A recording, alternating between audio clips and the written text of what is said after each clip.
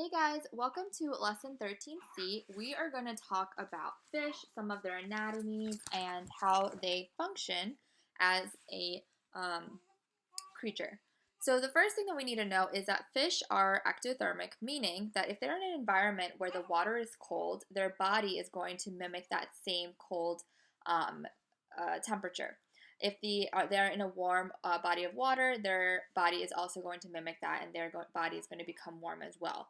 So, based on the temperature that they're in the environment, is going to tell them what kind of activity they can have. So, whether they need to change their eating habits to gain more energy, or whether they slow down swimming, or they can swim regularly, um, so on and so forth. And fish are also vertebrates. That means they have a backbone, and they can live in different environments of water, whether it's freshwater, saltwater, pond, lake, sea, so on and so forth. So one of the main things about fish is that they use their entire body in order to move themselves throughout the water. They also have paired fins, meaning they have one on each side of their body to help control their movement throughout the water and also to maintain good balance. They also have something called a streamlined body shape, which is basically, they're narrow and they're able to have water just move over them easily so that they're able to move swiftly through water. And then they have something that you might not heard before, but it's called a swim bladder. Basically, this is something that it's an organ that has air in it. And fish have this in order to help them float in different depths of water so that they're not sinking or they're not, floating too much, and they can kind of maintain the same, um, position. Fish also have a closed circulatory system, which means they have a two-chambered heart. They also have blood vessels, which help to pump oxygenated blood throughout their body and then deoxygenated blood out through their gills, and then also help with the exchange of both of these gases. And then they help to just keep the body well circulated. Fish also have something that helps them be protected, which are their scales. These are basically like overlapping plates that help to protect the fish from whether it's other fish, other predators, or just from, bacteria in general. And these scales are really cool because they actually grow with the fish. So as the fish gets larger, the scales will grow with them.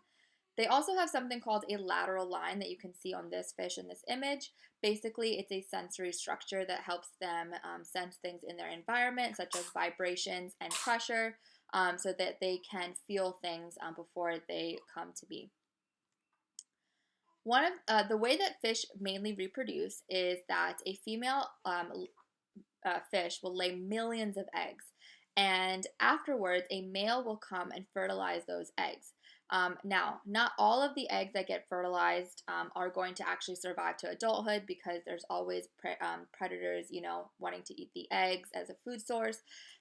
If you watched Nemo in the beginning, that's pretty much what happens. Nemo is the only one that survives out of the millions of eggs that his mom lays.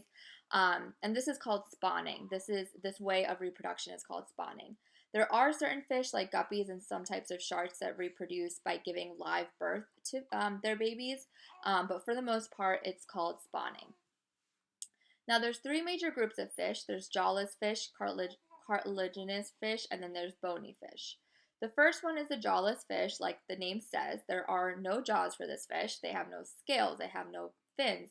And their skeleton is actually mainly made up of cartilage. So that's why they're super bendy. They're almost worm-like. And two of the ones that we're going to talk about are lampreys and the hagfish. The top picture you see is the hagfish. The one below is the lamprey.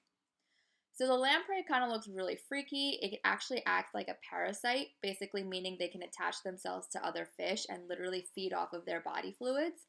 And the way they do this is they have a round mouth that has circular teeth that you can see in the picture. And they can literally just hang on to other fish and act like a parasite and able to retrieve the nutrients from them. Then you have the hagfish, which looks super slimy because they actually do secrete mucus all over from their body because they have glands that do this. It's super slippery when you catch them. And they're also scavengers, meaning that's how they hunt for food in order to sustain themselves. All right. Cartilaginous fish are basically ones that have an endoskeleton made of cartilage.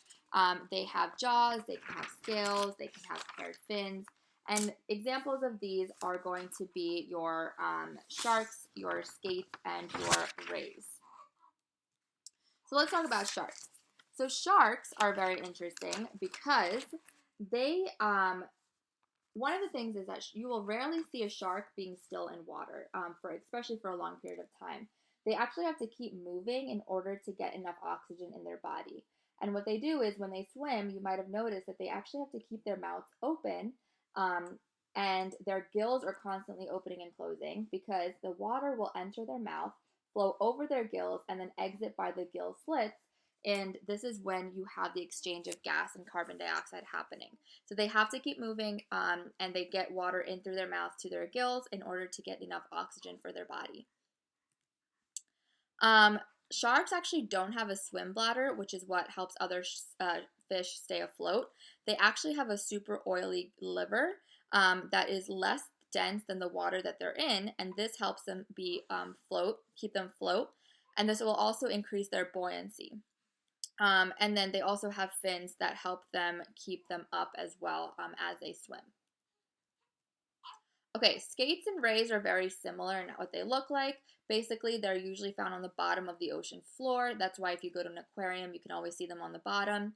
And they eat smaller fish and also different types of invertebrates, like certain worms and things like that. And the way they move is they actually use their fins, which look like kind of wings that are paired on each side. And that's how they move around. They also have super long and narrow tails. Stingrays, in particular, have a spine that can be poisonous and can really injure humans. If you remember Steve Irwin, that's probably before your time. He loved animals, and he actually died by getting killed by a stingray from their spine.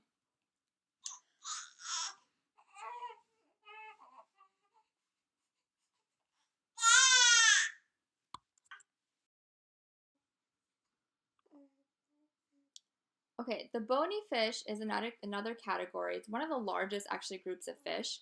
This is like your goldfish, your catfish, trout, things that you have probably heard of like a long time. And they have bones in their skeletal system. That's what their endoskeleton is made out of. And then they also have jaws with pretty sharp teeth. And then they also have paired fins. And so you can see that in the image here. Most of them will have scales. That's again another, way of just protection for them. Most of the bony fish are not going to grow super long. I mean, there are a couple that will grow like super, super long, like 14 feet sometimes. Usually, though, they will stay about the length of a pencil. They can either live in fresh water or salt water, and then most of them do live in warmer environments, such as the tropics. And then there are a few that can survive in really cold temperatures and in super cold areas.